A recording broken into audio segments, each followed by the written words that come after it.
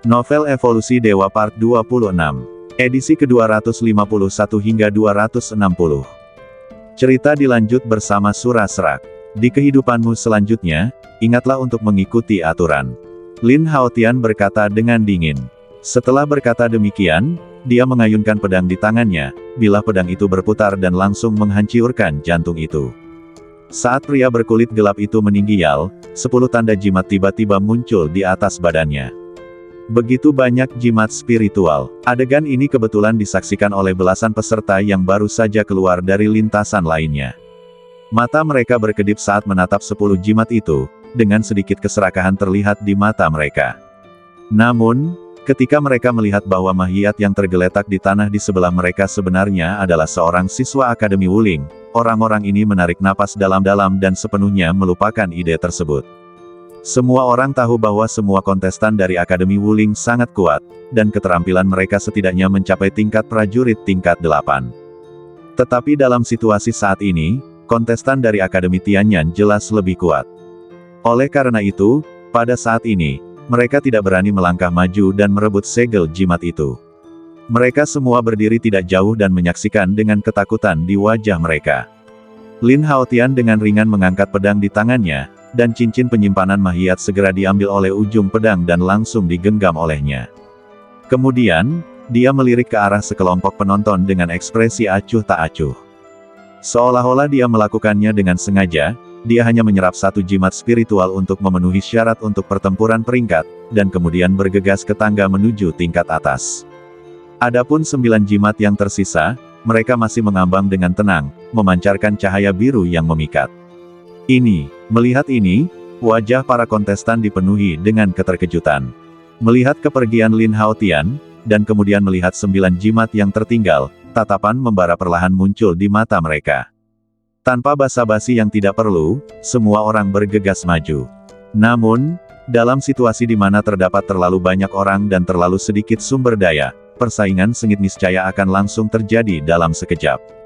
Pada saat ini, Lin Haotian sudah tiba di lantai 2 menara.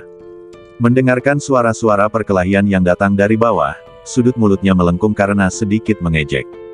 Hanya dengan cara ini kita dapat memperlambat laju pesaing tersebut. Lin Haotian segera melihat sekeliling dan menemukan bahwa tata letak menara lantai 2 tidak jauh berbeda dari lantai pertama. Untungnya, lokasi tangga menara tidak berubah. Ia masih di sini dan terhubung ke atas. Pada saat ini, Lin Haotian bergerak dan berlari cepat di sepanjang tangga menara. Bentuk pagoda kuno itu lebar di bagian bawah dan sempit di bagian atas. Saat Anda naik tingkat demi tingkat, luas menara akan semakin mengecil. Saat hendak mencapai lantai atas, Lin Haotian tiba-tiba berhenti dan berdiri di tingkat bawah tangga menara. Jingke, naiklah dan lihatlah. Hati Lin Haotian tergerak sedikit, dan dia berpikir dalam hati. Setelah menerima perintah, Jingke segera keluar dari ransel hewan peliharaan sistem. Begitu dia keluar, Jingke menggunakan keterampilan siluman laba-laba serigala dan menaiki eskalator secepat kilat. Pada saat yang sama, Lin Haotian menghidupkan visi bersama, dan segala sesuatu yang dilihat Jingke tiba-tiba muncul dalam benaknya. Aneh, aku jelas mendengar suara berisik tadi, tapi mengapa aku tidak melihat ada orang datang? Di pintu masuk tangga di lantai atas, seorang pria bersembunyi di balik pilar. Dia mencondongkan badan ke depan untuk melihat, tetapi tidak melihat jejak manusia di tangga menara yang panjang dan miring, dan tidak dapat menahan perasaan terkejut. Tanpa dia sadari bahwa setiap gerakannya diawasi oleh Jingke, yang telah naik ke atap. Dengan bantuan penglihatan Jingke, Lin Haotian melihat penampilan pria itu dengan jelas.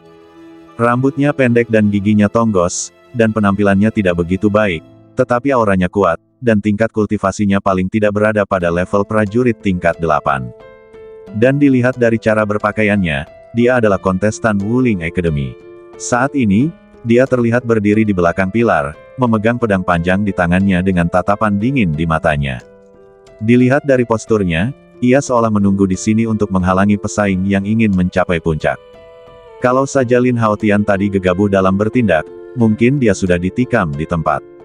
Sepertinya orang itu sedang mencari harta karun di tingkat bawah menara. Pria bergigi tonggos itu mengerutkan kening dan menebak-nebak dalam hati. Kemudian dia mengalihkan pandangannya dan melihat ke arah kedalaman menara, dan berbisik cemas, mengapa Tuan Meng belum menyelesaikannya. Mendengar ini, mata Lin Haotian sedikit menyipit. Meng Hao yang dimaksud lelaki bergigi tonggos itu seharusnya adalah lelaki beralis pedang yang memimpin kelompok sebelumnya. Adapun orang tersebut, kemungkinan besar dia telah menemukan harta karun di dalamnya, tetapi jelas tidak mudah untuk mendapatkannya. Itulah sebabnya manusia gigi tonggos ada di sini untuk memberikan perlindungan dan mencegah pesaing lain datang. Kalau tidak, kalau masa makin banyak, sudah pasti situasi akan tidak terkendali. Saat pikirannya berubah, Lin Haotian niscaya menjadi semakin penasaran. Segera, dia mengendalikan Jingke untuk bergerak cepat dan merangkak diam-diam menuju kedalaman menara. Ini adalah lantai teratas menara kuno. Karena areanya tidak luas, tata letak arsitekturnya tentu berbeda dengan lapisan menara di bagian bawah. Hanya ada jalan batu di depan Jingke. Saat dia masuk lebih dalam, Lin Haotian menemukan bahwa di ujung lorong itu ada sebuah ruangan rahasia. Di pintu masuk, tanah ditutupi puing-puing. Rupanya sebelum itu, pintu batu ruang rahasia itu ditutup rapat dan didobrak paksa oleh 2 orang dari Akademi Wuling. Pada saat ini, Jingke sudah tiba di pintu dan melihat ke dalam. Namun, cahaya di ruang rahasia itu tidak redup, melainkan sangat terang. Sosok laki-laki ramping juga terlihat. Tidak diragukan lagi bahwa orang ini adalah pria dengan alis seperti pedang, Meng Hao. Pada saat ini, dia sedang duduk bersila di tanah, dengan kekuatan spiritual mengalir deras di badannya, terus mengalir ke platform batu kuno di depannya.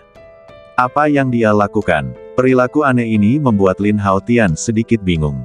Dia segera mengendalikan Jingke untuk memanjat dinding samping ruang rahasia dan melihat ke dalam. Platform batu itu berwarna putih keabu-abuan, lebarnya hanya beberapa kaki, dan ditutupi dengan ukiran-ukiran misterius dan rumit, seperti sebuah formasi. Biasanya, Lin Haotian tidak tahu apa-apa tentang formasi, apalagi formasi rune kuno semacam ini. Namun, yang membuatnya terkejut ialah adanya sebuah batang besi yang disisipkan di tengah formasi pada pelataran batu tersebut, seolah-olah batang itu merupakan pusat formasi tersebut.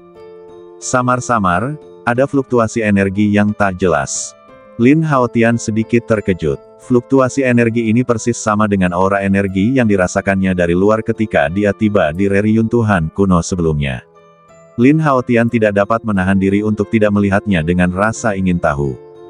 Batang besi itu panjangnya sekitar 5 kaki dan seluruhnya terbuat dari emas murni. Meski permukaannya tertutup lapisan debu tebal, orang masih bisa melihat samar-samar pola misterius pada batang itu.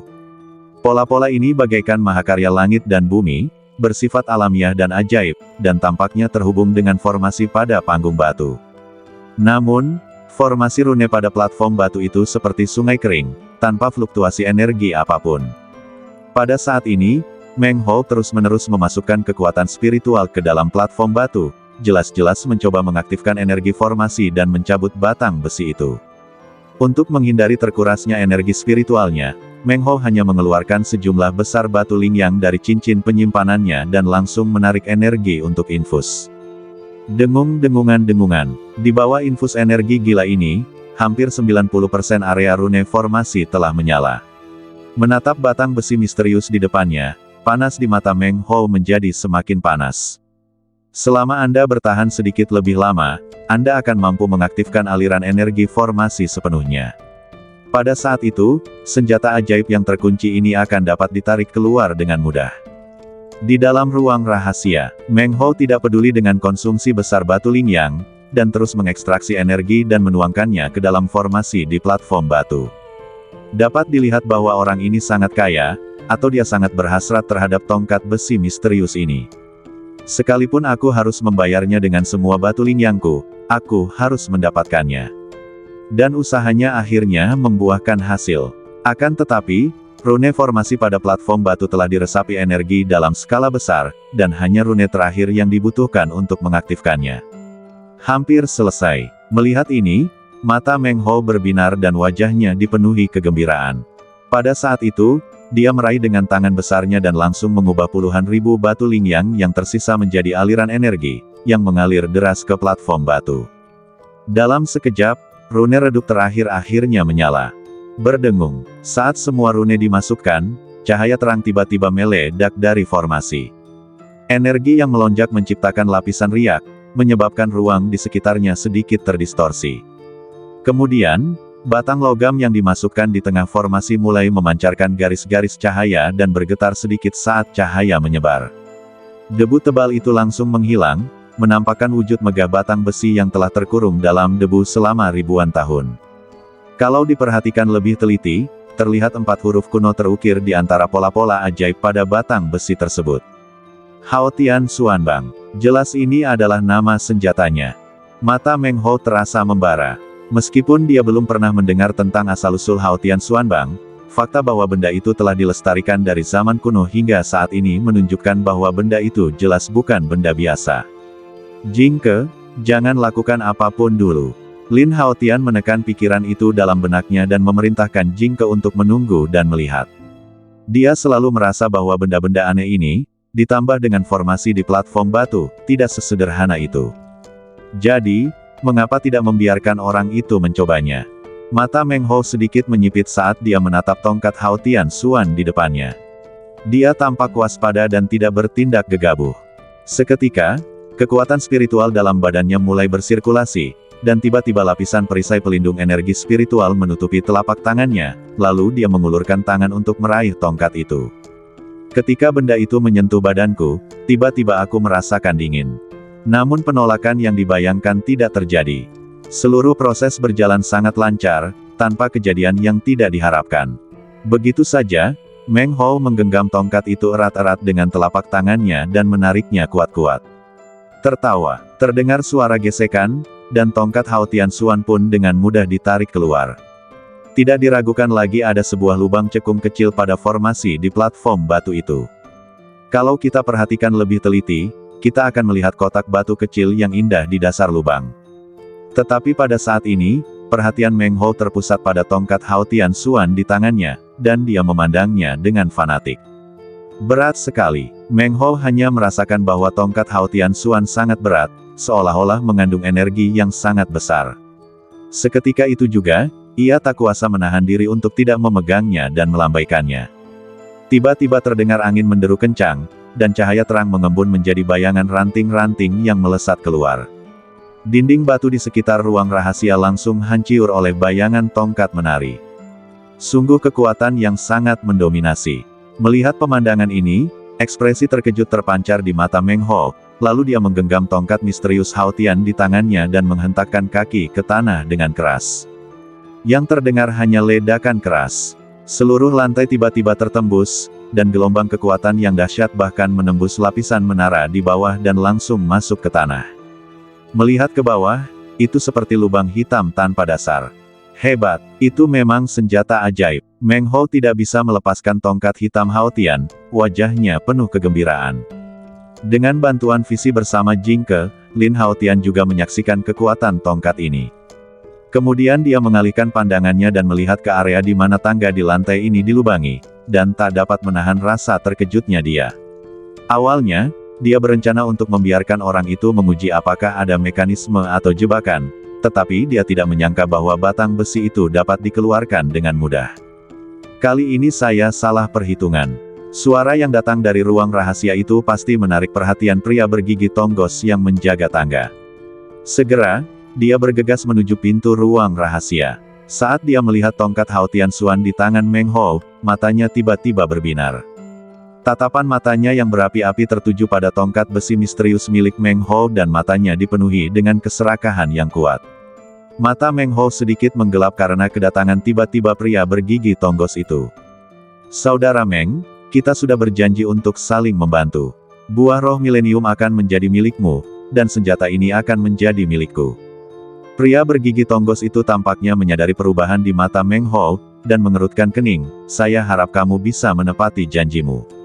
Meng Hou mengangkat alisnya sedikit, dan berkata dengan ringan, bagaimana mungkin harta yang aku ambil dengan kemampuanku sendiri menjadi milikmu? Itu konyol. Mendengar hal itu, lelaki bergigi tonggos itu mula-mula tertegun, lalu ia bereaksi dan langsung murka. Tuan Meng, aku telah memberimu buah Yuan spiritual milenium. Sekarang kau ingin menyimpannya untuk dirimu sendiri. Apakah kau punya rasa malu? Lelaki bergigi tonggos itu melotot ke arah Lord Meng dan mengumpatnya keras karena frustrasi. Selama aku bisa mendapatkan harta karun itu, apa gunanya punya muka? Meng Ho mensibir, menatap tongkat Hao Tianxuan di tangannya, dengan tatapan dingin di matanya. Kutu kupret, aku akan membunuhmu, dasar binatang pengkhianat. Pria bergigi tonggos itu akhirnya marah sepenuhnya. Dengan lonjakan kekuatan spiritual, dia menyerang dengan pedang di tangannya. Wus wus, pedang ini jelas mengandung keterampilan pedang. Saat penusukan terjadi, sinar pedang yang tak terhitung jumlahnya tiba-tiba muncul dan melesat ke arah Meng Ho. Melihat ini, mata Meng Ho dipenuhi rasa dingin.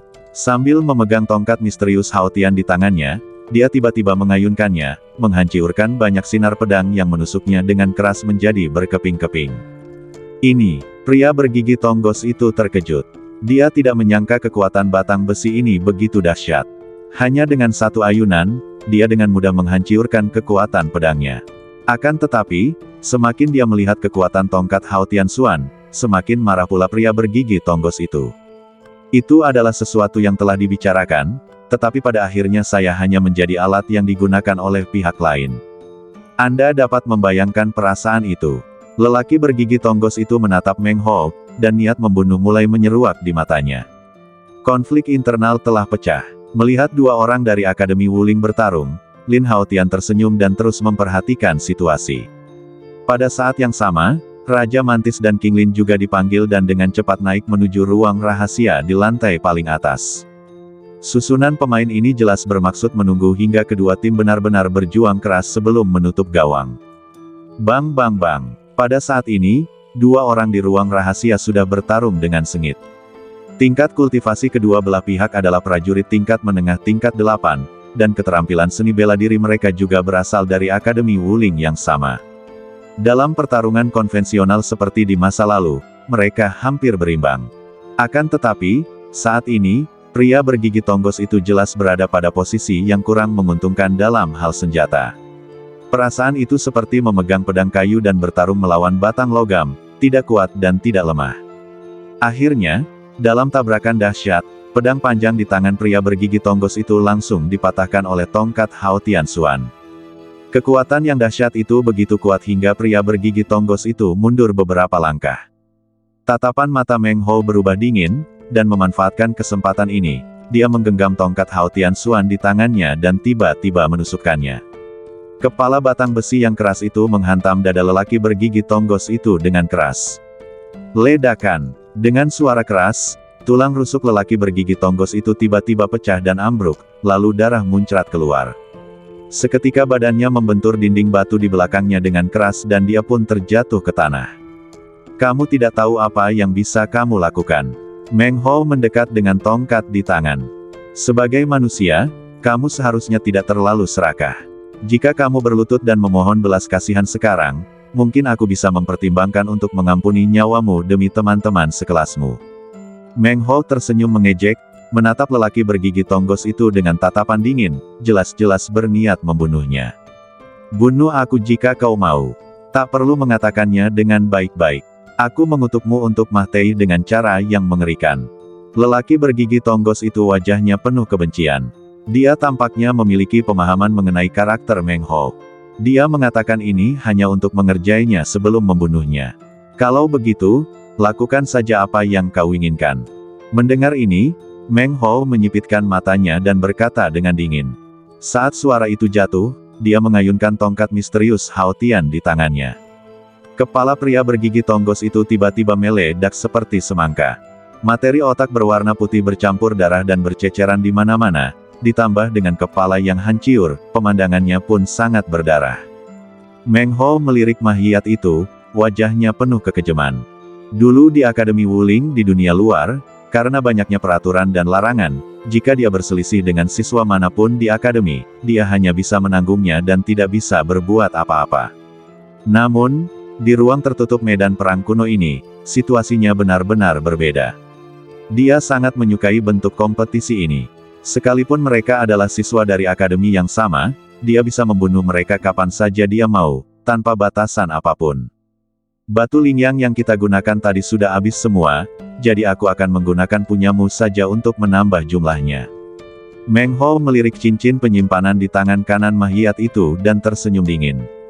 Ia pun langsung membungkukkan badan dan hendak melepaskan cincin penyimpanan itu, namun alangkah terkejutnya ia ketika mendapati seekor ular kecil berwarna hijau melilit pada telapak Mahyiyat tersebut. Ular ini sangat kecil, seperti kawat, dengan sisik halus di seluruh badannya dan kepala segitiga, yang terlihat agak lucu. Aneh, mengapa ada binatang ular di sini? Sekilas keraguan melintas di mata Meng Ho saat dia melihat ular hijau kecil itu. Melihat badannya yang mungil, dia tidak terlalu waspada dan mengetuknya dengan santai dengan tongkat Hao Tian Xuan di tangannya. Tetapi pada saat ini, King Lin tiba-tiba meloncat ke atas batang besi, dan dengan cepat merangkak di sepanjang batang besi itu menuju telapak tangan Meng Ho dengan kecepatan yang amat cepat. Saat merangkak, badan ularnya tumbuh membesar secara aneh dan segera melilit seluruh tongkat Hao Tian Xuan. Apa? Pupil mata Meng Ho bergetar hebat karena perubahan yang tiba-tiba itu. Melihat ular aneh itu menyeringai dan menggigitnya, tanpa sadar dia melepaskan diri karena takut dan melepaskan diri dari tongkat Hao Tian Xuan. Wah, tongkat hitam Hao Tian terjatuh ke tanah, dan King Lin segera melilitkannya di ekornya dan menyeretnya. Kutu kupret. Melihat ini, keterkejutan di mata Meng Ho tiba-tiba berubah menjadi kemarahan. Sebuah pedang panjang berkelebat di tangannya dan dia mengejarnya. Desir. Tetapi pada saat ini, Meng Ho menyadari cahaya hitam terbang ke arahnya dengan cepat dari sudut matanya. Jika diperhatikan lebih teliti, ternyata itu adalah belalang sembah yang sekujur badannya dipenuhi api hitam. Setelah mengalami perubahan King Lin tadi, dia tidak berani ceroboh kali ini. Dia segera mengayunkan pedang di tangannya secara diagonal. Dentang. Tiba-tiba terdengar suara renyah seperti suara logam beradu. Sepasang kaki depan Raja Mantis bagaikan pedang panjang, yang menebas bilah pedang dengan ganas. Saat api memercik, kekuatan dahsyat langsung mendorong Meng Ho mundur. Sungguh kekuatan yang dahsyat. Meng Ho tiba-tiba terkejut. Jelas, tidak seorang pun menyangka seekor belalang sembah yang sangat kecil dapat memiliki kekuatan yang begitu mengerikan. Tingkat kekuatan itu sebanding dengan prajurit tingkat 9.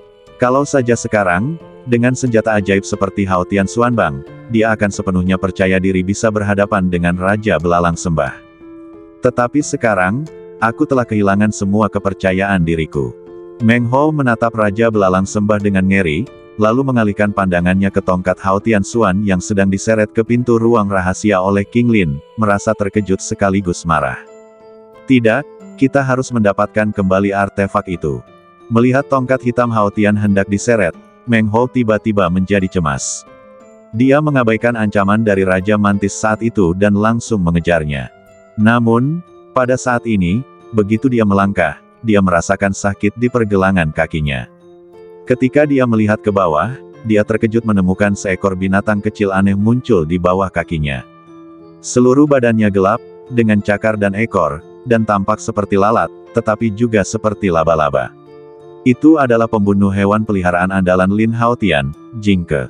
Di bawah erosi racun yang mematikan, badan Meng Ho bergetar hebat, dan kekuatan spiritual di badannya tampak terkuras, benar-benar stagnan dan tidak dapat dimobilisasi. Desir. Pada saat ini, Meng Ho merasa ngeri saat mendapati belalang api hitam itu menukik ke bawah lagi. Dia buru-buru mengangkat pedangnya untuk menghalangi, tetapi kecepatannya tidak sebanding dengan kecepatan serangan Raja Mantis. Cahaya dingin menyambar, dan bekas darah langsung muncul di leher Meng Ho. Trauma ganda akibat racun dan luka di tenggorokannya niscaya telah membuatnya kehilangan seluruh kekuatan bertarungnya dan dia langsung terjatuh ke tanah. Sebelum aku memejamkan mata, tiba-tiba aku melihat sesosok badan muncul di pintu ruang rahasia. Dia tidak asing dengan pakaian pria itu. Itu persis kontestan dari Akademi Tianyan yang dia temui di pintu masuk tangga menara sebelumnya. Bagaimana mungkin, dia, Meng Ho merasa ngeri, menatap Lin Hao Tian. Di pintu ruang rahasia, Lin Hao Tian membungkuk dan mengambil tongkat Hao Tian Xuan. Merasakan fluktuasi energi yang melonjak yang terkandung di dalamnya, dia mengangguk diam-diam. Seketika, Lin Hao Tian melangkah masuk ke dalam ruangan, menatap Meng Ho yang terbaring dalam genangan darah dan sekarat, lalu berkata dengan acuh tak acuh, senjata ini sungguh bagus, terima kasih atas kerja kerasmu. Kau. Mendengar ini, Meng Ho tiba-tiba tidak bisa bernapas, dan mati sepenuhnya karena terkejut dan marah. Hingga kematiannya, dia tidak percaya bahwa dia akan ditikam sampai mati oleh 3 binatang kecil. Dalang sebenarnya ternyata adalah kontestan dari Akademi Tianyan yang tidak pernah dia anggap serius. Pada saat ini, Jing terbang menuju 2 mayat di tanah. Ketika dia terbang lagi, dia mengibaskan ekornya dan menyerahkan 2 cincin penyimpanan kepada Lin Haotian. Bersikaplah baik. Lin Haotian tersenyum acuh tak acuh, mengulurkan tangan untuk mengambil cincin penyimpanan, dan memasukkan semua Raja Mantis dan yang lainnya ke dalam ruang ransel sistem. Seketika, dia mengerahkan sebagian kekuatan mentalnya dan segera menyelidiki kedua cincin penyimpanan itu. Ekspresi terkejut tiba-tiba muncul di wajahnya. Karena dia menemukan bahwa latar belakang keluarga kedua orang ini sangat kaya.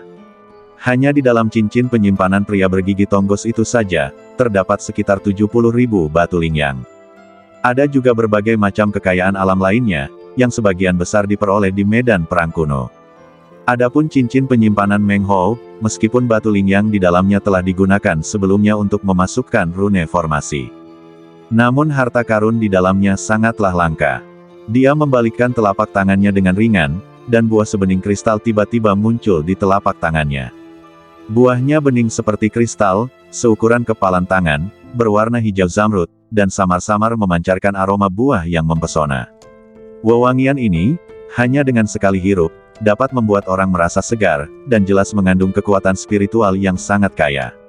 Ini pasti buah spiritual berusia 1000 tahun yang baru saja disebutkan oleh pria bergigi tonggos itu.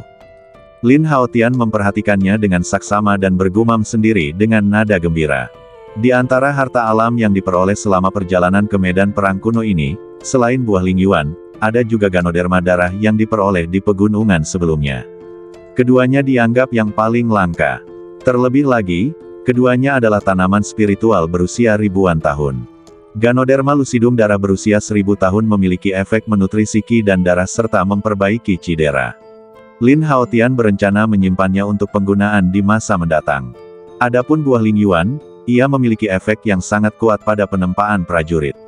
Ia dapat menebus noda-noda dalam pembuluh darah spiritual dan memurnikan akar-akar spiritual bawaan. Terutama jenis buah lingyuan yang sangat tua ini, jika ditelan dan dimurnikan, itu pasti akan membuka urat nadi spiritual dan menerobos alam. Namun, lingkungan saat ini bukanlah tempat yang baik untuk menelan buah lingyuan. Seketika, Lin Haotian berjalan ke panggung batu dan melirik area cekung di tengah formasi, hanya melihat kotak batu yang indah di dalamnya. Jauh sebelumnya, saat Jing bersembunyi di sini, dia sebenarnya telah menemukan keberadaan kotak batu ini. Lin Haotian mengulurkan telapak tangan kanannya, dan saat udara hitam memenuhi udara, kekuatan hisap yang kuat tiba-tiba meledak dari telapak tangannya, langsung menyedot kotak batu itu keluar. Kotak batu itu tidak besar, seukuran telapak tangan, ringan, dan permukaannya terukir-ukiran rumit, yang samar-samar memancarkan fluktuasi energi spasial. Jenis rune ini mirip dengan formasi penyimpanan ruang pada cincin penyimpanan, dan jelas digunakan untuk menyegel benda-benda di dalamnya agar tidak terkikis oleh waktu. Seketika, Lin Haotian mengerahkan sedikit tenaga mental dan mencoba mendeteksi jalan masuknya. Untungnya, deteksi semacam ini tidak menemui kendala apapun dan langsung menyapu ke dalam ruang di dalam kotak. Kemudian, sepotong batu bersudut muncul di benak Lin Haotian. Saat dia mengamatinya, dia menemukan bahwa bahannya bukan logam, tetapi sepertinya terbuat dari batu spiritual langka. Selain itu, juga ditutupi dengan totem rune, tetapi tidak lengkap. Membingungkan, menurut bentuk batu, Lin Haotian menggunakan energi spiritualnya untuk memadatkan badan batu dengan ukuran yang sama. Lalu salin dan pisahkan potongan demi potongan, dan terakhir gabungkan semuanya untuk mensimulasikan objek energi poligonal yang lengkap. Setelah simulasi ini, Lin Haotian menemukan bahwa ada total 8 batu berbentuk berlian. Dengan kata lain, batu berbentuk berlian yang diperolehnya sekarang hanyalah salah satunya. Setelah penjelajahan dalam beberapa tahun terakhir, Lin Haotian tiba-tiba berpikir bahwa benda ini kemungkinan besar adalah kunci untuk membuka semacam mekanisme. Untuk memastikan kerahasiaan mekanismenya, kunci-kuncinya dipisah dan hanya dapat dibuka jika semuanya terintegrasi menjadi satu. Ada total 8 menara kuno di area ini. Mungkinkah batu berbentuk berlian ini disegel di setiap menara kuno? Lin Haotian bergumam pada dirinya sendiri, dan dia sudah memiliki ide yang jelas. Dadada. Pada saat ini, ledakan langkah kaki yang padat terdengar di lorong luar ruang rahasia. Pada saat ini, tongkat misterius Haotian dan kotak batu di tangan Lin Haotian menghilang dan langsung dimasukkan ke dalam cincin penyimpanan. Tak lama kemudian, lautan manusia muncul di gerbang batu dan mengalir deras seperti air pasang. Orang-orang ini adalah persis para pesaing yang telah menyerbu menara kuno sebelumnya. Tidak diragukan lagi bahwa suara keras yang disebabkan Meng Ho saat menggunakan tongkat Haotian Xuan tadi menarik perhatian semua orang ini. Begitu tiba di lokasi kejadian, banyak mata fanatik dan tamak menyerbu ke dalam ruang rahasia itu, mencoba mencari jejak harta karun itu. Namun, ketika mereka melihat dua mayat di tanah itu adalah dari Akademi Wuling, keterkejutan tiba-tiba muncul di wajah mereka. Bagaimana mungkin dia, sendirian, mengalahkan dua orang jenius dari Akademi Wufu? Memikirkan hal ini, hati semua orang bergetar, lalu mereka menatap Lin Haotian yang berdiri di panggung batu dengan ketakutan. Kapan orang sekuat itu muncul di Akademi Tianyan? Orang ini kelihatannya tidak asing. Mungkinkah dia adalah Lin Haotian dari Akademi Tianyan yang dikabarkan itu? Melihat seragam Akademi Tianyan pada Lin Haotian, puluhan kontestan yang hadir terkejut dan bingung, dan tidak bisa tidak berspekulasi. Di bawah tatapan mereka, Lin Haotian tampak acuh tak acuh dan berjalan langsung ke pintu. Ketika mereka melihat Lin Haotian hendak pergi, mata orang-orang itu sedikit menggelap dan mereka menatap Lin Haotian dengan mata tersembunyi. Walaupun mereka menduga kalau harta karun di sini telah diambil olehnya, mereka tidak begitu yakin apakah ada harta karun yang berharga, jadi mereka tidak berani bertindak gegabah untuk saat ini. Lagi pula, dua mayat di tanah itu sangat berdampak secara visual dan merupakan peringatan berdarah. Orang di depanku bukanlah orang baik. Oleh karena itu, ketika mereka melihat Lin Haotian datang ke arah mereka, wajah mereka menjadi sedikit muram dan mereka semua memilih untuk menjauh darinya. Hanya dalam beberapa tarikan napas, kerumunan itu dengan cepat berpisah untuk membentuk lorong. Lin Haotian berjalan tanpa tergesa-gesa maupun pelan melewati lorong di tengah kerumunan. Sikapnya yang tenang seolah memiliki daya jerai yang tak terlukiskan, membuat orang-orang di sekitarnya tak berani bergerak. Dengan cara ini, Lin Haotian berjalan keluar dari ruang rahasia tanpa halangan, dan kemudian melompat keluar dari jendela menara. Jatuh dari ketinggian lebih dari 10 lantai, angin kencang dan ombak membuat pakaiannya berdesir. Kemudian, terdengar suara bang yang keras, dan Lin Haotian mendarat dengan mantap di tanah. Akan tetapi, ia melihat tanah tempatnya berdiri sedikit cekung, sehingga menimbulkan kepulan debu. Di daerah sekitar, orang-orang yang tengah berkeliaran mencari harta karun semuanya terkejut saat melihat Lin Haotian tiba-tiba jatuh dari langit. Lin Haotian menatap ke kejauhan, sambil menyapukan pandangannya ke arah 7 menara kuno yang tidak jauh dari sana. Dilihat dari tanda-tanda pecah pada gerbang menara, jelaslah bahwa gerbang tersebut telah dimasuki oleh peserta dari sekolah lain. Sumber daya di dalamnya, serta batu berbentuk berlian di puncak menara, mungkin telah dijarah. Lin Haotian tidak khawatir tentang ini. Bagaimanapun, dia sekarang memiliki salah satu batu berbentuk berlian. Kalau benda ini benar-benar kunci atau semacamnya, maka tanpa benda ini, mekanisme harta karun itu tidak bisa dibuka. Saat pikirannya berubah, Lin Haotian melihat sekelilingnya, bermaksud mencari tempat yang tenang untuk menelan dan memurnikan buah spiritual berusia 1000 tahun itu. Lagi pula, saat ini ia telah mengumpulkan 10 segel jimat, yang memenuhi syarat untuk pertarungan peringkat kompetisi 100 perguruan tinggi. Saat itu, lawan yang dihadapi tidak akan ada bandingannya dengan lawan yang dihadapi kontestan sebelumnya. Dia tidak dapat menjamin seberapa besar peluang menang yang dimilikinya melawan pemain elit terbaik. Oleh karena itu, strategi yang paling bijaksana adalah meningkatkan kekuatan Anda secepat mungkin.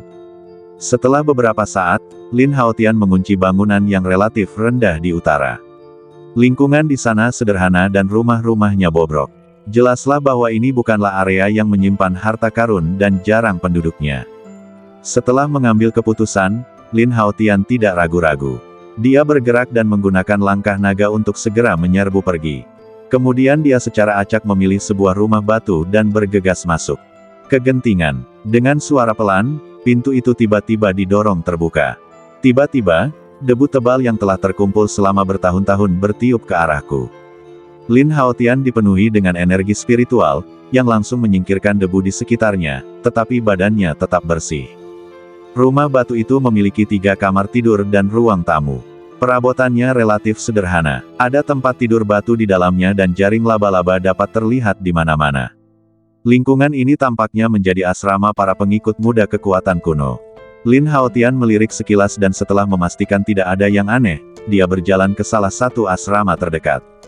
Pada saat yang sama, Jing Ke juga dipanggil keluar oleh Lin Haotian dan bersembunyi di sudut gelap rumah. Jika seseorang membobol, mereka dapat langsung dihentikan. Dengan kekuatan tempur Jing Ke, Lin Haotian tidak perlu khawatir tentang apapun selama kultivasinya kali ini. Duduk bersila di atas ranjang batu, Lin Haotian mengeluarkan buah spiritual berusia 1000 tahun dari cincin penyimpanan. Jenis buah spiritual tingkat tinggi ini mengandung kekuatan asli alam semesta dan surga. Jika ditempatkan di dunia luar, pasti akan membangkitkan kecemburuan banyak kekuatan. Bahkan Akademi Tianyan mungkin tidak mampu melakukannya. Setelah melihatnya sebentar, Lin Haotian menggigit buah itu. Rasanya asam manis di mulut, dan sari buahnya lembut dan berair, bagaikan energi spiritual cair, mengalir ke dalam mulut, terisi gelombang energi yang amat kaya, mengalir ke tenggorokan dan langsung ke lambung. Untuk sesaat, Lin Haotian merasa seolah-olah seluruh badannya dibaptis oleh energi ini.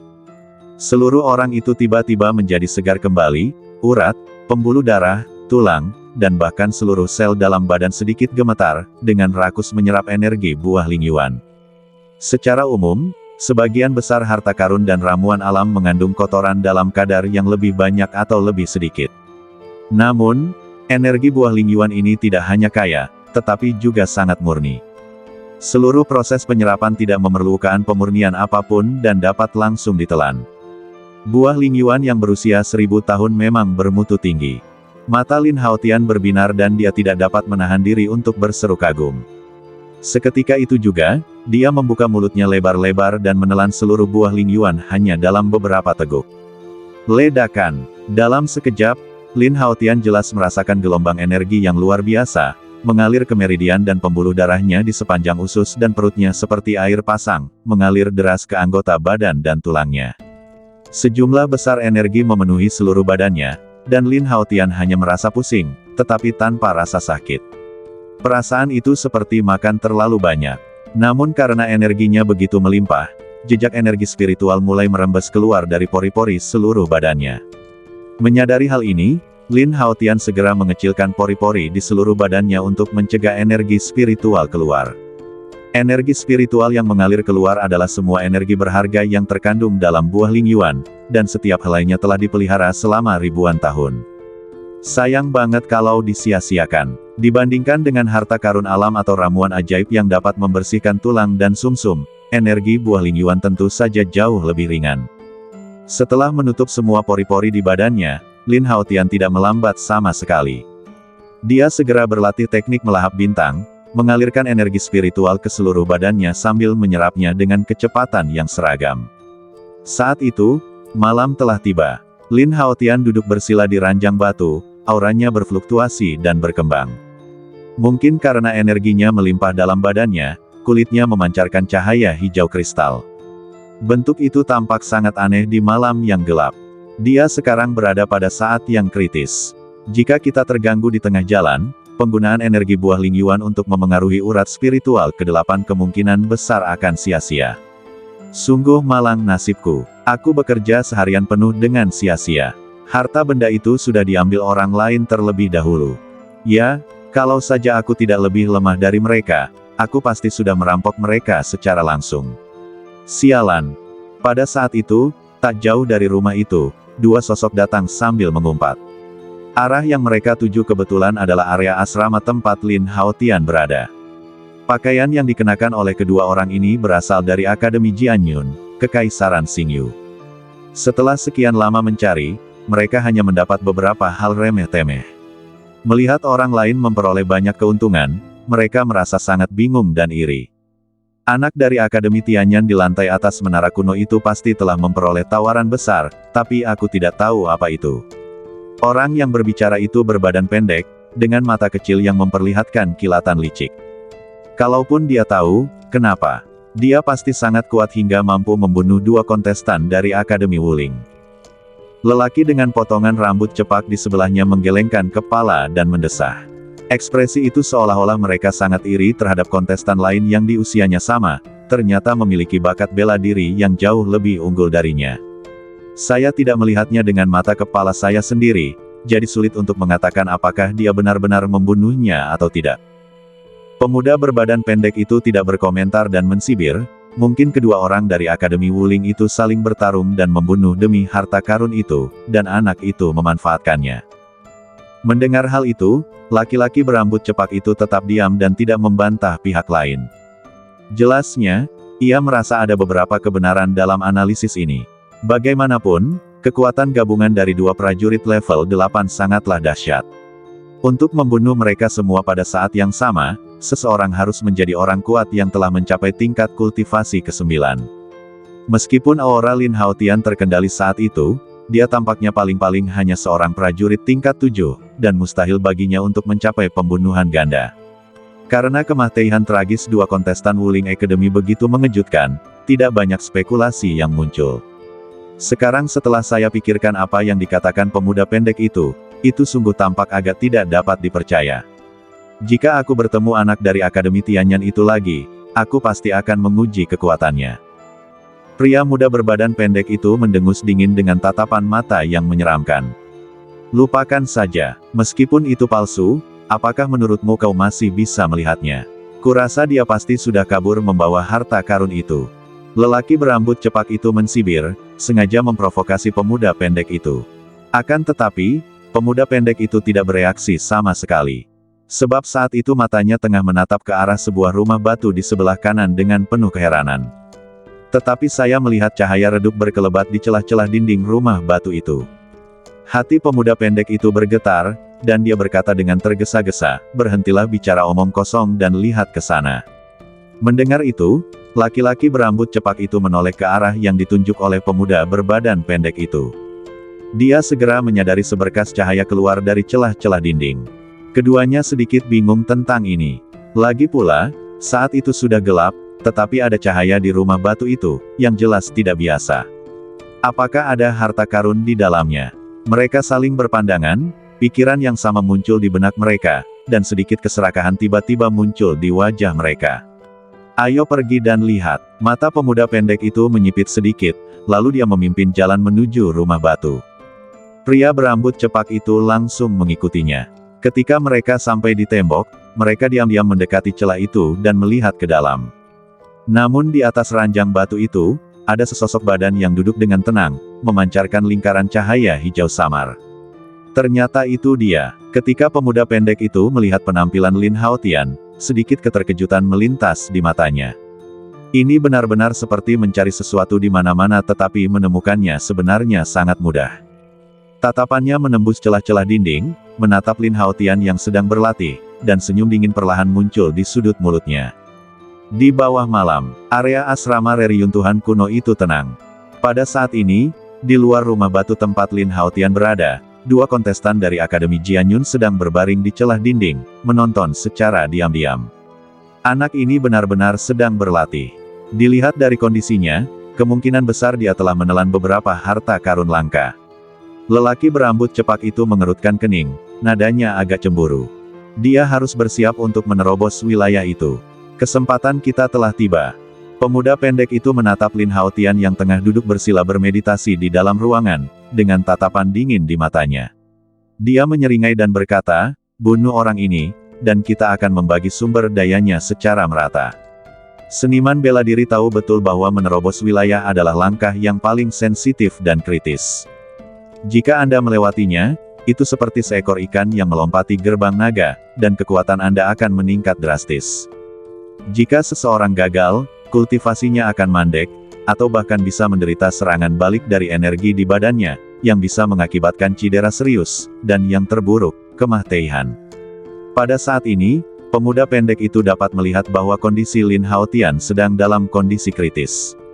Sekarang tidak diragukan lagi adalah waktu terbaik untuk mengambil tindakan. "Baiklah, ayo kita tangkap dia."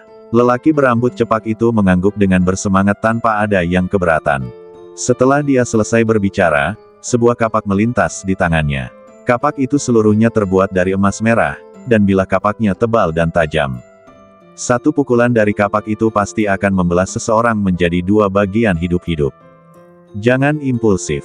Lelaki berambut cepak itu mengangkat kapak dan hendak menerobos tembok ketika pemuda pendek itu tiba-tiba berbicara untuk menghentikannya. Karena kamu ingin membunuhnya, mengapa kamu masih cerewet? Pria berambut cepak itu bertanya dengan suara berat dan ekspresi wajah yang garang. Haha, jangan terlalu cemas. Aku punya cara untuk menghemat energi. Pemuda pendek itu menyipitkan matanya sedikit, lalu mengeluarkan pipa besi kecil dari cincin penyimpanan dan tersenyum dingin. Pipa besi itu setebal jari, dan sebuah rune hijau terukir di permukaan logam hitam, yang tampaknya merupakan rune tambahan yang digunakan untuk meningkatkan kecepatan. Jelas ini adalah senjata tersembunyi untuk pembunuhan. Melihat hal itu, mata lelaki berambut cepak itu berbinar dan dia langsung mengerti maksud pihak lain. Dia tidak asing dengan senjata tersembunyi berupa pipa besi ini. Terakhir kali saya melihat pria pendek itu, dia menggunakan senjata ini untuk menembak dan membunuh dua kontestan secara diam-diam. Jarum baja di dalamnya dilapisi racun yang mematikan, dan dengan berkah rune angin, kecepatannya secepat kilat. Jika diserang dari kegelapan, akan sulit untuk bereaksi seketika karena ukuran jarum racunnya sangat kecil. Pada saat ini, celah di tembok itu tepat untuk diserang dengan senjata tersembunyi ini. Cepatlah, aku tidak sabar untuk melihat berapa banyak harta yang disembunyikan anak itu di cincin penyimpanannya. Lelaki berambut cepak itu tersenyum dingin dan mulai mendesak. Cahaya dingin bersinar di mata pemuda pendek itu, dan dia segera menggerakkan ujung pipa besi itu mendekati celah di dinding. Setelah menyesuaikan sudutnya, dia membidik kepala Lin Haotian. Pergilah ke neraka, anak kecil. Pemuda pendek itu menyeringai, lalu mengerahkan tenaga spiritualnya untuk memasukkan senjata tersembunyi itu dan menekan jarinya pada tombol itu.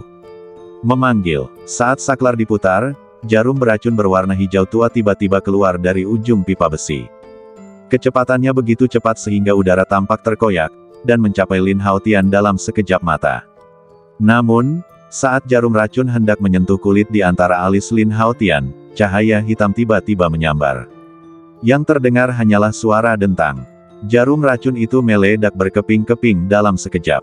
Hah, apa itu? Perubahan yang mendadak itu membuat lelaki pendek itu dan yang lainnya tercengang ketika melihat pemandangan itu. Tak lama kemudian, mereka berdua memperhatikan dengan seksama dan melihat seekor binatang kecil berwarna hitam mengepakkan sayapnya dan melayang di depan Lin Haotian. Hewan itu tampak sangat aneh, menyerupai lalat, tetapi juga agak mirip laba-laba. Namun, yang mengejutkan mereka adalah bahwa monster kecil ini ternyata dapat bertahan dari tembakan jarum beracun. Sungguh kekuatan yang luar biasa. Merasakan fluktuasi nafas Jingke, pemuda pendek itu tak dapat menahan rasa terkejutnya. Jelas, dia tidak menyangka bahwa Lin Haotian akan memiliki hewan kecil yang kuat yang menjaganya. Dari sini terlihat bahwa kedua kontestan dari Akademi Wuling di lantai atas menara kuno itu dilakukan oleh benda kecil ini. Menyadari hal itu, keduanya berbalik untuk saling memandang, dan keduanya melihat ekspresi serius di mata masing-masing. Bahkan kejeniusan Wuling Academy pun terbunuh olehnya.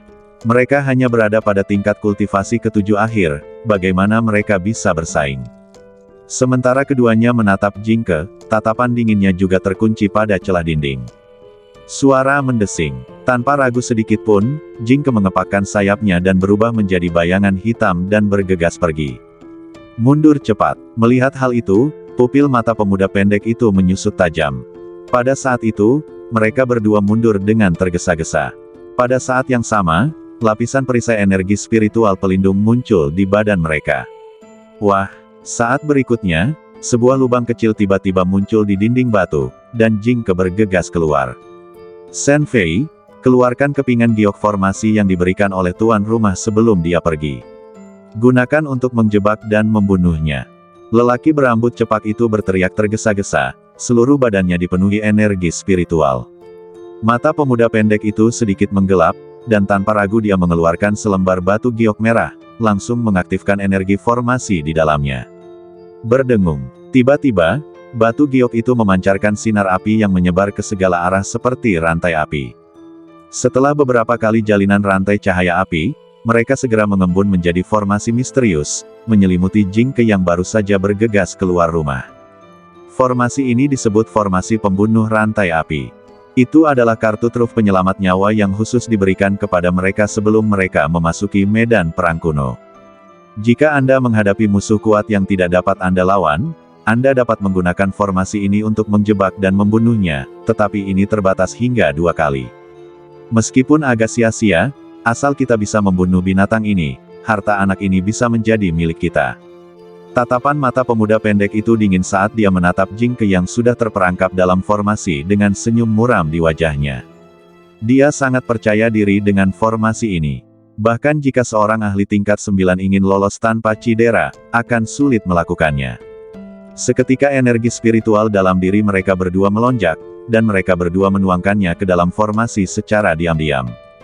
Untuk sesaat, seluruh formasi itu meledak menjadi api yang cemerlang, dan fluktuasi energi yang membakar menyebabkan suhu ruang formasi di dalamnya melonjak tak terkendali. Jingke jelas juga merasakan kekuatan susunan api itu. Matanya berkilat merah dan dia langsung menggunakan jurus yang pernah digunakan Kung Fu Xiaoying sebelumnya. Mata majemuk laser, tertawa. Seketika 2 buah laser merah kecil melesat keluar dari matanya dan menghantam tirai api formasi itu dengan ganas. Dampak energi yang mengerikan itu langsung mengaduk lapisan riak api, yang secara langsung mengencerkan tirai cahaya formasi tersebut. Melihat hal itu, si pria berambut krep dan yang lain segera meningkatkan aliran energi spiritual mereka, dan dalam sekejap mata, tirai cahaya formasi itu menjadi padat kembali. Tingkat soliditasnya meningkat beberapa kali lipat. Dasar kutu kupret kecil, aku ingin melihat seberapa lama kau bisa bertahan. Pria muda pendek itu menatap Jingke dan tersenyum muram. Setelah berkata demikian, dia segera mengganti segel tangan formasi itu dengan tangannya, dan energi api dalam formasi itu pun dimobilisasi secara instan. Mengaum. Lalu, terdengarlah suara gemuruh seperti raungan naga. Raungan naga api. Pemuda pendek itu berteriak dingin, dan energi api dalam formasi itu berubah menjadi bayangan binatang berbentuk seperti naga api, yang bergegas menuju ke arah di mana Jingke berada dengan sikap ganas yang tak terhentikan. Jingke ragu-ragu sejenak, lalu mengepakkan sayapnya dengan ganas dan menyerbu ke depan tanpa rasa takut. Hewan sekecil lalat, badan energi naga api besar yang panjangnya lebih dari 10 kaki. Perbedaan bentuk yang besar benar-benar memberi dampak visual yang besar. Binatang buas memang binatang buas. Ia hanya mencari kematiannya sendiri. Jejak keganasan tampak di wajah pemuda pendek itu. Dia mengendalikan naga api itu, dan saat naga itu mengenai Jingke, naga itu langsung meledak. Bang! Tiba-tiba, badai energi api yang mengerikan melanda seluruh ruang formasi. Sosok Jingke langsung ditelan oleh lautan api yang mengamuk. Kobaran api yang membakar itu berkobar, memantul pada wajah-wajah muram si pemuda berbadan pendek dan si lelaki berambut cepak. Lalu, api pun menghilang. Membunuhnya. Menatap ruang formasi yang kosong, rasa gembira melonjak di mata keduanya. Untuk memastikan tidak ada yang salah, mereka melihat sekeliling dengan hati-hati. Setelah pemeriksaan teliti, mereka dapat memastikan bahwa Jingke tidak terlihat di ruang formasi dan kemungkinan besar terbakar sampai mati oleh api. Lagi pula, benda kecil itu tidak dapat menahan api. Kalau dipikir-pikir seperti ini, masuk akal. Formasi batu giok yang diberikan oleh kepala istana ini cukup kuat. Pemuda pendek itu tersenyum kagum, lalu dengan lambaian tangannya, dia mengumpulkan semua pola cahaya formasi ke dalam slip giok. Formasi dalam slip giok hanya dapat digunakan 2 kali. Saya baru menggunakannya 1 kali, dan ini adalah terakhir kalinya saya meninggalkannya. Saya harus menyimpannya untuk keadaan darurat. Hewan peliharaan yang merepotkan itu telah disingkirkan. Selanjutnya, kita tinggal berurusan dengan anak dari Akademi Tianyan, dan harta karun itu akan menjadi milik kita. Pemuda pendek itu menyeringai rakus, meletakkan kepingan giok di tangannya ke dalam cincin penyimpanan, dan mengeluarkan sebilah pedang tajam. Namun, baru saja dia selesai bicara, sebuah bayangan hitam tiba-tiba melintas di depan pandangannya. Apa? Melihat Jingke yang tiba-tiba muncul, pemuda pendek itu tiba-tiba terkejut dan pupil matanya bergetar hebat. Suara mendesing. Begitu Jingke muncul, dia mengayunkan ekornya. Paku ekor hitam yang tajam itu langsung memanjang dan membesar, dengan ganas menusuk mata kiri pemuda pendek itu dan menembus kepalanya. Setelah pukulan mematahkan itu, Jingke tidak berhenti sama sekali dan bergegas menuju pria dengan potongan rambut cepak di sebelahnya. Tanpa bantuan formasi api, menghadapi Jingke, yang memiliki kekuatan tempur tingkat ke-9, dalam pertempuran jarak dekat, orang itu tidak memiliki kekuatan untuk melawan sama sekali. Ah! Sambil berteriak, laki-laki berambut cepak itu tiba-tiba mengeluarkan busa di mulutnya dan jatuh ke tanah. Tetapi saya melihat ada sepotong kecil daging yang tergigit dari lehernya. Walaupun lukaannya kecil, warnanya gelap, jelas terinfeksi oleh racun mematahkan Jingke, yang sudah menembus ke dalam badan. Di bawah langit malam, Jingke bagaikan seorang pembunuh berdarah dingin, menatap kedua mayat di tanah dengan tatapan acuh tak acuh, tanpa ada sedikit pun gejolak dalam ekspresinya. Saat bertabrakan dengan bayangan binatang energi naga api, ia segera menghindar dan berubah ke mode siluman. Berkat tipu daya mereka berhasil menipu pemuda pendek itu beserta anak buahnya, sehingga formasi api pun berhasil dipadamkan. Seketika itu juga ia mengayunkan bilah pedangnya, memotong jari-jari mayat itu, langsung mengambil 2 cincin penyimpanan, lalu terbang kembali ke rumah batu.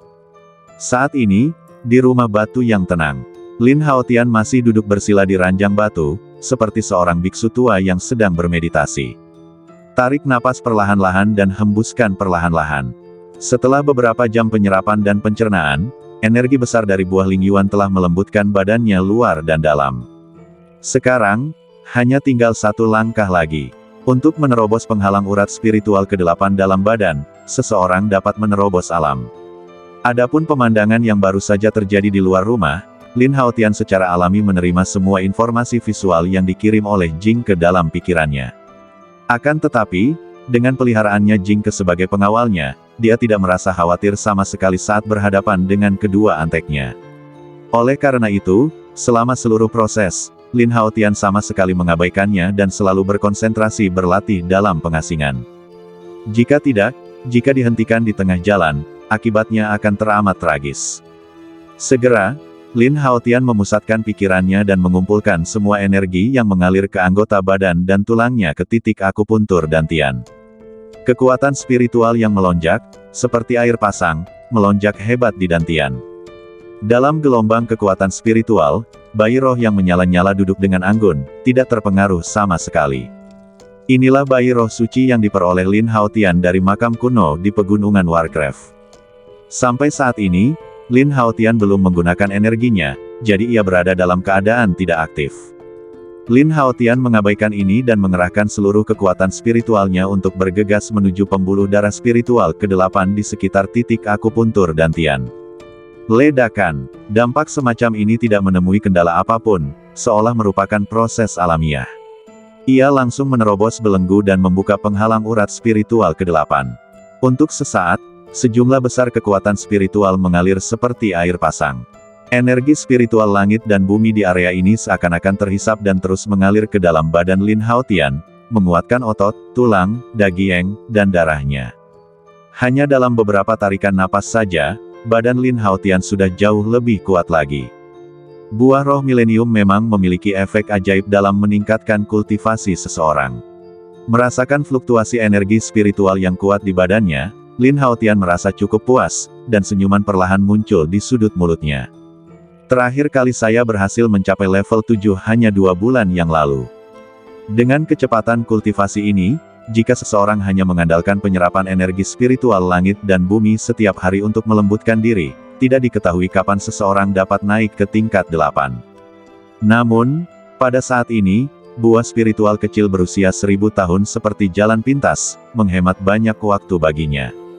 Lin Haotian tidak dapat menahan diri untuk tidak mendesah dalam hatinya tentang hal ini. Miskin dalam sastra, kaya dalam seni bela diri.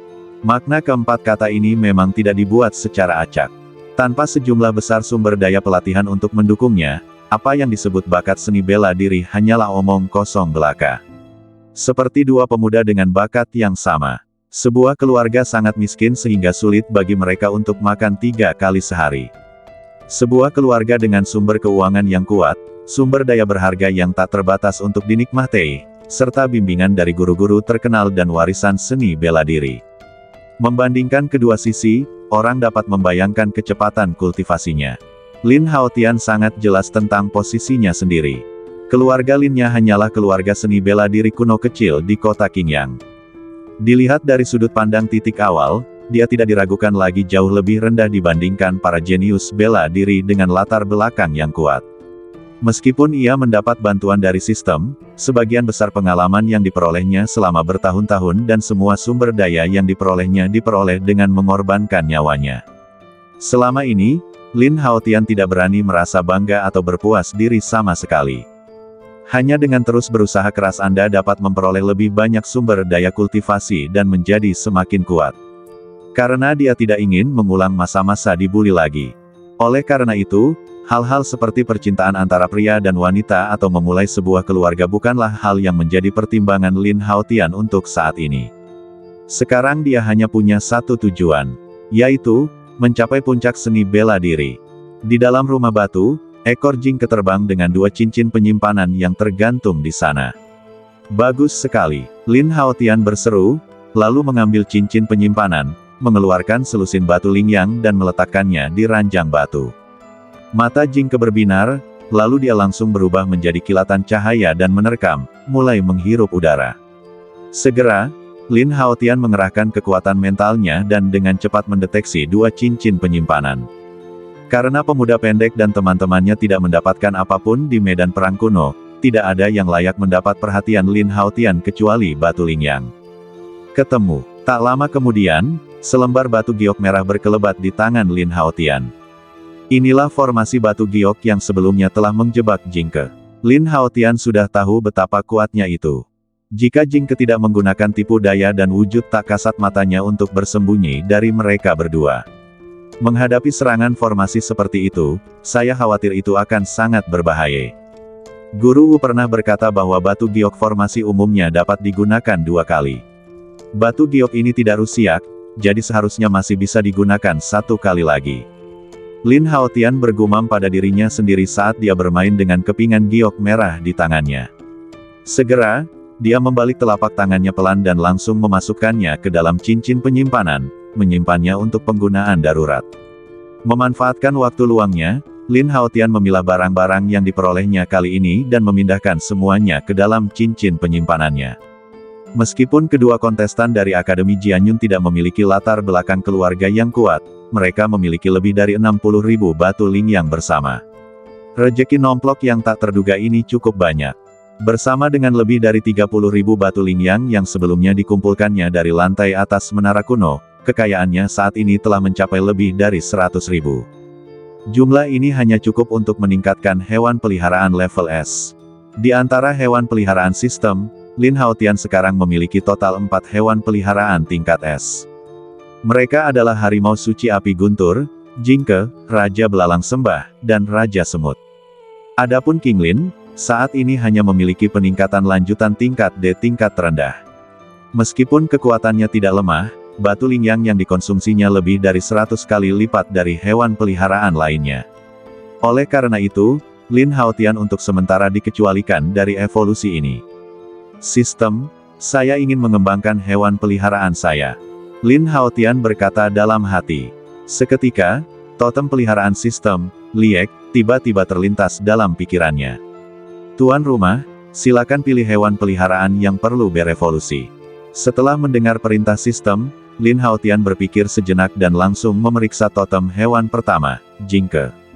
Pada saat yang sama, fungsi peningkatan lanjutan dipilih. Ding! Evolusi berhasil. Selamat kepada hewan peliharaan jingke karena telah dipromosikan ke level SS dan kekuatan tempurnya meningkat secara menyeluruh. Ding! Terdeteksi bahwa hewan peliharaan jingke memburu musuh dengan tingkat keberhasilan 100% dan dianugerahi gelar S-Killer. Permisi, apakah Anda ingin menerimanya? Mendengar ini, Lin Haotian berkata dalam hati tanpa ragu, ya. Ding! Selamat kepada tuan rumah karena telah menerima gelar pembunuh terhebat untuk hewan peliharaan jingke, dan karena telah memberinya keterampilan khusus, gerakan instan. Saat suara sistem berbunyi, medali emas gelap muncul di totem hewan peliharaan jingke. Segera setelah itu, panel data hewan peliharaan tiba-tiba muncul. Jingke, nama kode, 001. Pemilik, Lin Haotian. Kekuatan tempur, 60.000, setara dengan alam bayi roh domain suci. Keterampilan sintetis, mata senyawa laser, racun mematikan, layar sutra 1000 lapisan. Keterampilan berbakat, sabit es zirah besi, teleportasi instan. Level evolusi, level SS. Gelar, pembunuh ahli. Jingke, yang telah berevolusi ke level SS, memiliki data dan informasi yang jauh lebih kaya. Melihat keterampilan bakat baru teleportasi, Lin Haotian merasa cukup penasaran. Mungkinkah itu jenis teleportasi yang dipelajari dari seni bela diri luar angkasa? Memikirkan hal ini, Lin Haotian mengalihkan pandangannya dan menatap Jingke di depannya. Setelah berevolusi, bentuknya masih kecil, tetapi pola emas gelap di badannya membuat seluruh auranya terlihat lebih kuat dan dingin. Jingke, pamerkan. Lin Haotian mengangkat sudut mulutnya dan mengeluarkan perintah. Tanpa ragu sedikit pun, Jingke berbalik, mengepakkan sayapnya, dan bergegas menuju tembok. Tepat saat ia hendak menghantam dinding batu, badannya tiba-tiba menghilang dan melewatinya. Saat berikutnya, bayangan hitam kecil melintas lagi dan berteleportasi di depan Lin Haotian. Itu memang teleportasi luar angkasa. Mata Lin Haotian berbinar, dan sedikit kegembiraan muncul di matanya. Dengan keterampilan seperti itu, ditambah dengan kemampuan membunuh Jingke, dia tidak diragukan lagi jauh lebih kuat.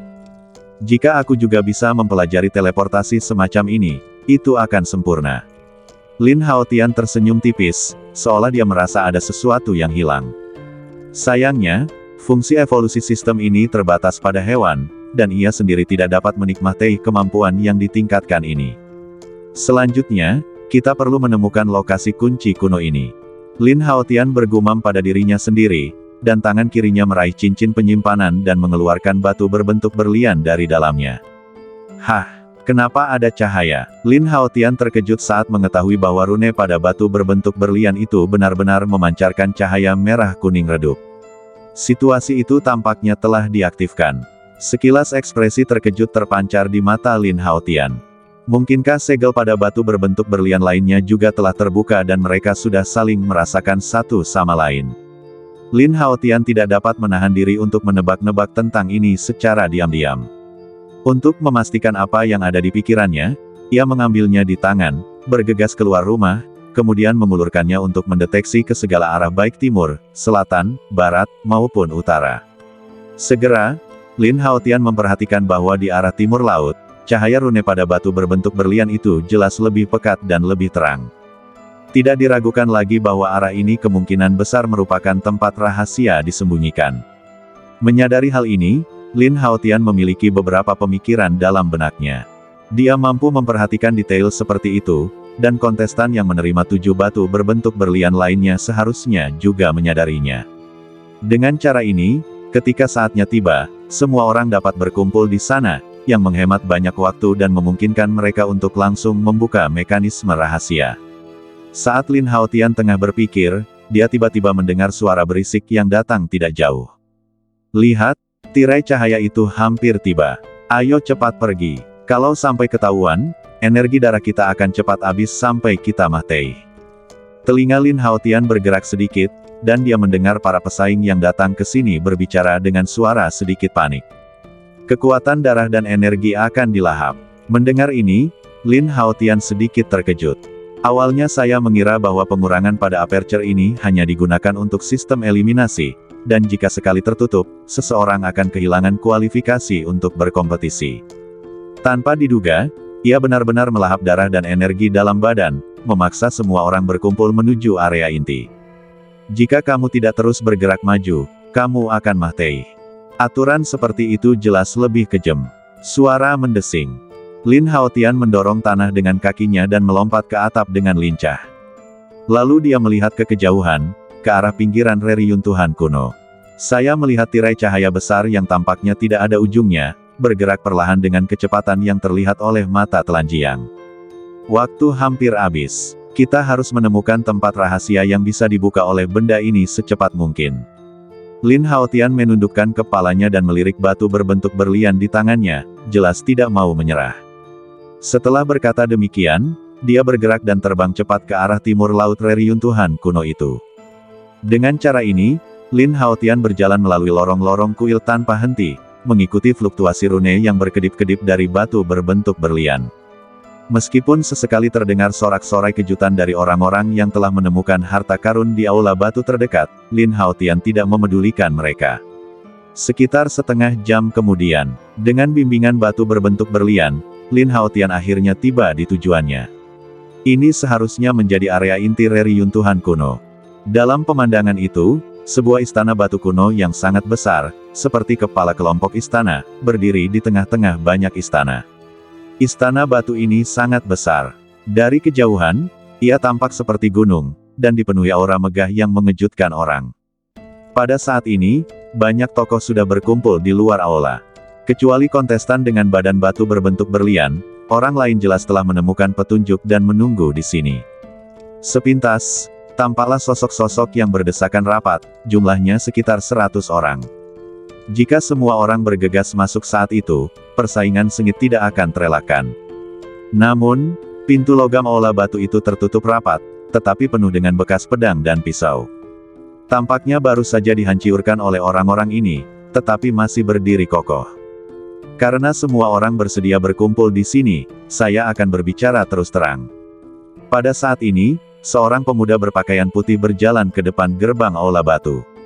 Ia menatap tajam ke arah semua orang yang hadir dan berkata dengan jelas, "Menurut dugaanku, untuk membuka pintu ini, kita harus mengumpulkan semua kunci, dan kuncinya adalah yang ini." Setelah itu, dia membalik telapak tangannya dengan ringan dan mengeluarkan batu berbentuk berlian dari cincin penyimpanan. Bentuknya hampir persis sama dengan milik Lin Haotian, kecuali ukiran rune misterius di atasnya, yang sedikit berbeda. Melihat hal itu, keenam kontestan di kerumunan itu tertegun sejenak, menatap batu berbentuk berlian di tangan pemuda berpakaian putih itu dengan ekspresi terkejut. Tidak ada keraguan bahwa mereka juga memiliki benda ini. Karena aku datang ke sini hanya berdasarkan kekuatan rune yang berkedip, aku tidak pernah membayangkan bahwa batu tak berguna ini benar-benar bisa menjadi kunci untuk membuka mekanisme itu.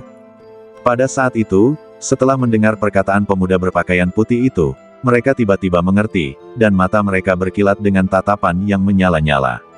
Namun demi menjaga agar kunci rahasia itu tidak direbut orang lain, keenam orang di kerumunan itu memilih untuk diam saja untuk sementara waktu. Saya yakin semua orang tahu bahwa ada tirai cahaya besar di medan perang kuno. Sesekali, tirai itu akan mempersempit jangkauannya dengan sendirinya. Melihat orang-orang yang membawa kunci rahasia itu bersikap acuh tak acuh, pemuda berpakaian putih itu sedikit mengernyit. Nada suaranya menjadi sedikit rendah, dan dia melanjutkan, "Menurut kecepatan gerak tirai cahaya saat ini, ia akan mencapai area ini dalam waktu setengah jam. Jika kamu tidak membeli waktu, bahkan jika ada harta karun di dalamnya, aku khawatir tidak ada seorang pun yang bisa mendapatkannya saat itu. Jadi, mengapa tidak memanfaatkan kesempatan ini untuk mencobanya?" Pemuda berpakaian putih itu memiliki mata yang cerah dan berkata dengan keras, "Saya tahu bahwa kalian semua memiliki kekhawatiran. Untuk memastikan bahwa mereka yang memiliki kunci rahasia memiliki prioritas untuk memasuki aula untuk mencari harta karun, silakan mundur 100 kaki." Mendengar hal itu, masa pun tiba-tiba menjadi gelisah. Jelas saja dia kurang puas dengan apa yang disebut sebagai prioritas pemuda berpakaian putih itu. Namun mereka tidak memiliki kuncinya dan tidak tahu bagaimana cara menyangkalnya. "Baiklah, daripada berlarut-larut, lebih baik kita mundur selangkah." Pada saat ini, suara murah hati terdengar dari kerumunan. Segera setelah itu, seorang pria kekar terlihat mundur 100 kaki jauhnya. Pria itu mengenakan seragam Akademi Tianyan, memiliki bahu lebar dan membawa busur panjang. Dilihat dari penampilannya, itu adalah Raimon. Kakak ketiga, Lin Haotian, yang bersembunyi di samping tembok tidak jauh dari sana, tertegun sejenak. Seketika itu juga ia bergerak, melangkah dengan langkah naga, dan segera muncul di samping Raimon. "Bos, itu kamu." Wajah Raimon menjadi gelap, ketika dia melihat orang yang tiba-tiba muncul di sampingnya, itu adalah Lin Haotian. Dia langsung berteriak kegirangan. "Di mana saudara kedua dan keempat?" Lin Haotian bertanya dengan senyum tipis dan mengangguk. "Aku juga tidak tahu. Begitu kita memasuki medan perang kuno 2 hari yang lalu, semua orang bubar." Raimon menggelengkan kepalanya dan berkata dengan tenang, "Aku belum bertemu denganmu sampai sekarang, dan aku tidak tahu bagaimana keadaan mereka sekarang. Lin Haotian berkata dengan tenang, tidak apa-apa. Dengan kemampuan kedua orang itu, mereka mungkin telah melukai banyak kontestan. Mendengar ini, Raimon tertegun, lalu menyeringai dan berkata, bos benar.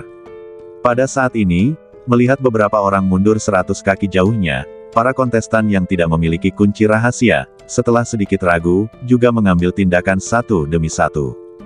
Setelah beberapa saat, di depan gerbang aula batu, hanya tersisa 7 orang dari kerumunan yang awalnya padat. Ada 7 orang, 5 pria dan 2 wanita. Mereka semua adalah kontestan yang memiliki kunci rahasia. Akan tetapi, alis pemuda berbaju putih yang sedikit mengernyit itu tidak pernah mengendur. Sebab, menurut perkiraannya, struktur kunci rahasia itu membutuhkan setidaknya 8 batu berbentuk berlian. Namun saat ini hanya ada 7 orang, yang berarti 1 orang masih hilang. Mungkinkah salah satu di antaranya memiliki 2 batu berbentuk berlian? Menanggapi hal itu, pemuda berpakaian putih itu tidak bertanya secara langsung, tetapi berkata, sekarang, silakan keluarkan kunci rahasiamu sendiri. Asal semua orang mengeluarkannya bersama-sama, semuanya akan jelas dalam sekejap. Mendengar ini, ke-6 kontestan tidak ragu-ragu dan mengulurkan tangan untuk menyentuh cincin penyimpanan. Sebuah batu berbentuk berlian berkelebat di tangan mereka masing-masing. Lalu, pemuda berpakaian putih itu, dengan mentalitas coba-coba, menyusun kembali badan batu berbentuk berlian milik ke-6 orang lainnya.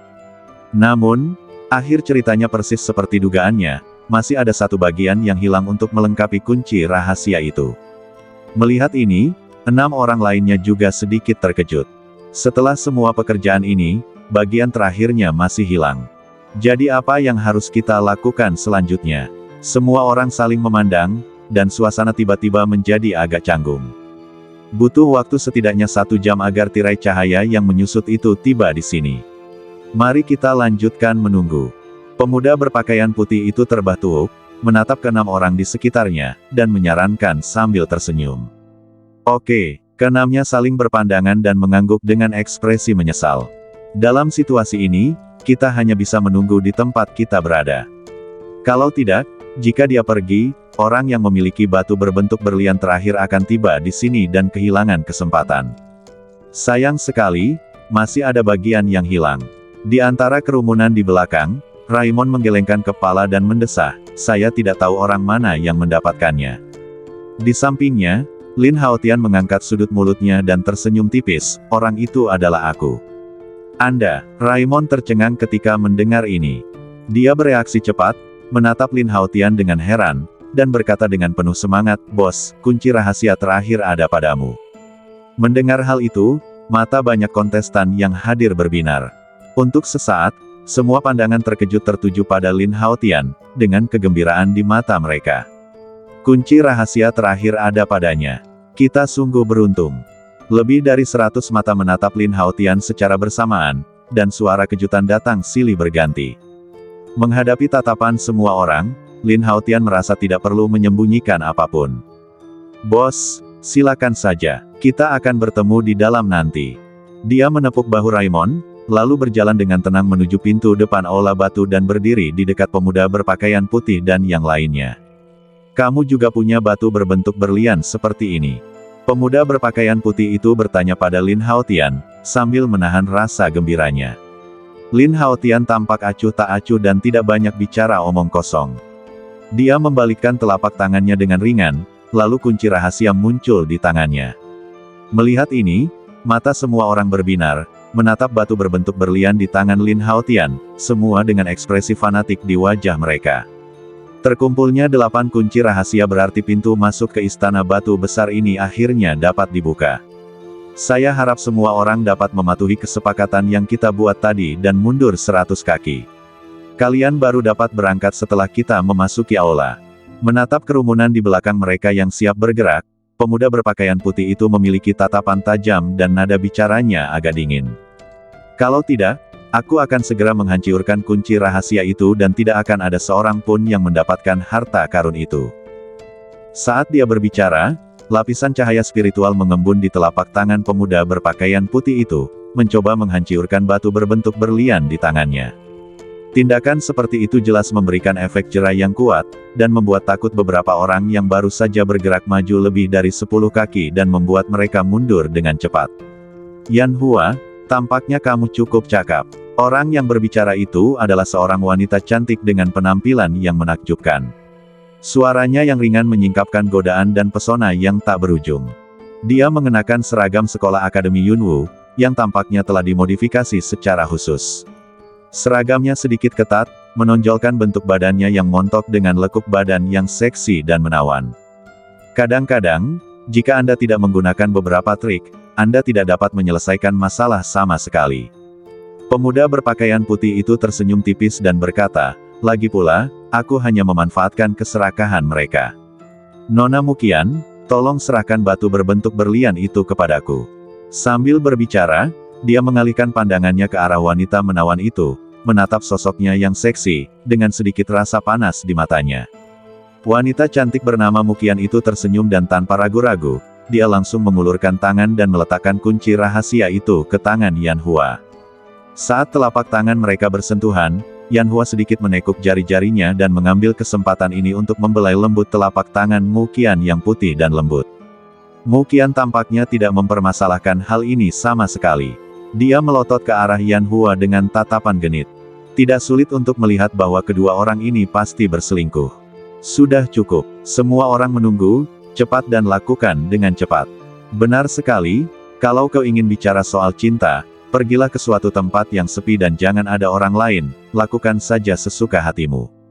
Namun, melihat mereka berdua berpose dengan cara genit, orang-orang di belakang mereka tampak tidak sabar dan mulai mendesak mereka. Menghadapi kemarahan publik, Yan Hua tersenyum canggung, tetapi tidak melanjutkan dan melepaskan tangan kecil Muqian. Kemudian dia menatap Lin Haotian dan orang lain di sampingnya dan berkata, berikan juga kunci rahasiamu kepadaku. Mendengar ini, Lin Haotian tidak keberatan dan menjadi orang pertama yang menyerahkan batu berbentuk berlian di tangannya. Dengan begitu banyak orang yang hadir, bahkan jika Yan Hua punya niat apapun, dia tidak akan berani berbuat curang. Kalau tidak, orang ini tidak akan pernah bisa lolos dari reruntuhan kuno itu. Pada saat itu, bukan saja tidak akan ada manfaatnya sama sekali, tetapi juga akan mendatangkan banyak masalah. Dengan pemikiran ini, 5 orang lainnya ragu-ragu sejenak dan juga menyerahkan kunci rahasia mereka. Saat 8 kunci rahasia dikumpulkan, cahaya rune yang berkedip di permukaan tiba-tiba menjadi lebih kuat. Berikutnya, di bawah kendali Yan Hua, 8 kunci rahasia melayang dan langsung bergabung menjadi satu untuk membentuk belah ketupat poligonal. Berdengung. Seketika, aliran cahaya rune kuno berwarna emas pucat dengan cepat menyebar dan mengembun menjadi seberkas cahaya terang di kehampaan, yang langsung melesat ke arah gerbang istana batu. Ledakan. Pintu aula batu terbuka seketika karena hantaman kolom cahaya rune. Karena mereka yang paling dekat, Lin Haotian, Yan Hua, Muqian dan 8 orang lainnya melihat pintu masuk terbuka dan segera bergerak dan bergegas masuk tanpa ragu-ragu. Mengenakan biaya, kerumunan yang berada 100 kaki jauhnya di belakang tiba-tiba menjadi gelisah, dan mereka semua menggunakan keterampilan badan dan seni bela diri mereka sendiri untuk bergegas maju satu demi satu. Memanggil. Namun, pada saat ini, suara angin kencang tiba-tiba meledak. Sebuah anak panah yang menyala melesat melintasi langit di atas kerumunan dan, seperti meteor, melesat menuju gerbang istana batu. Apa? Banyak kontestan yang langsung terkejut. Karena mereka melihat sosok manusia berdiri di atas panah yang menyala. Pria ini berbadan kekar dan memegang busur panjang. Itu pasti Raimon. Dengan momentum ini, kecepatan Raimon jauh melampaui banyak pesaing, dan ia menjadi orang ke-9 yang memasuki aula batu. Setelah melangkah ke aula, Lin Haotian secara acak menemukan arah dan bergerak maju dengan cepat. Lagi pula, tidak ada seorang pun yang tahu di mana harta karun itu disembunyikan, jadi kita hanya bisa mengandalkan keberuntungan. Saat berlari, ia juga menyadari adanya ledakan keras yang datang dari gerbang. Lin Haotian melirik dari sudut matanya dan melihat panah berapi ditembakkan ke tanah. Batu bata itu langsung meledak dan api memenuhi udara. Sosok kekar tiba-tiba melompat keluar dari api. Orang baik. Ketika Lin Haotian melihat bahwa pria itu adalah Raimon, matanya sedikit tertegun dan dia tidak bisa menahan diri untuk tidak berseru kagum. Raimon melirik sekeliling dan memperhatikan Lin Haotian berlari tidak jauh, lalu menyeringai padanya. Namun, Raimon tidak memilih untuk pergi ke arah yang sama dengan Lin Haotian. Sebaliknya, ia segera berlari menuju lorong lain di aula itu. Dia tahu betul bahwa kalaupun benar-benar ada harta karun di istana, sumber dayanya terbatas. Jika dua saudara itu berkumpul, bahkan jika mereka menemukan harta karun, mereka hanya akan menyerah satu sama lain dan menahan tangan dan kaki mereka. Oleh karena itu, daripada melakukan hal itu, akan lebih baik berburu harta karun secara terpisah dan memperoleh sumber daya dengan cara sendiri, yang akan lebih efektif. Lin Haotian juga mencapai konsensus pada poin ini, dan diam-diam tidak mengundang Raimon untuk ikut. Begitu saja, mereka berdua berpisah dan berlari cepat ke aula kuno, mencari peluang mereka sendiri. Setelah sekitar 10 napas, sejumlah besar orang membanjiri aula bagaikan air pasang. Aula yang sunyi itu tiba-tiba menjadi gaduh. Pada saat ini, tidak jauh di luar aula, sosok merah, seperti peri turun dari udara, perlahan turun. Kakinya yang terbuat dari batu giok terekspos, dan dia menginjak bunga teratai api merah tua. Dia berdiri di udara, mengabaikan hukum ruang angkasa yang membatasi penerbangan. Jika dilihat lebih dekat, wanita berbaju merah itu memiliki bentuk badan yang anggun dan kulit seputih krim, dengan semburat warna merah muda pada kulitnya yang seputih salju. Dia memiliki rambut hitam panjang yang terurai sampai ke pinggul, dan wajah cantik yang tampak seperti orang dunia lain dan tidak seperti dunia lain, tetapi dengan sedikit kesan dingin. Di sini cukup ramai. Apakah ada harta karun? Suara ringan keluar dari mulut wanita berpakaian merah. Dia menatap dengan mata jernihnya ke arah sejumlah besar sosok yang baru saja masuk ke pintu masuk aula, merasa sangat bingung. Suara mendesing. Seketika, cahaya merah melintas di langit. Namun wanita berpakaian merah itu menginjak teratai api dan berubah menjadi seberkas cahaya dan terbang ke aula batu. Bersambung.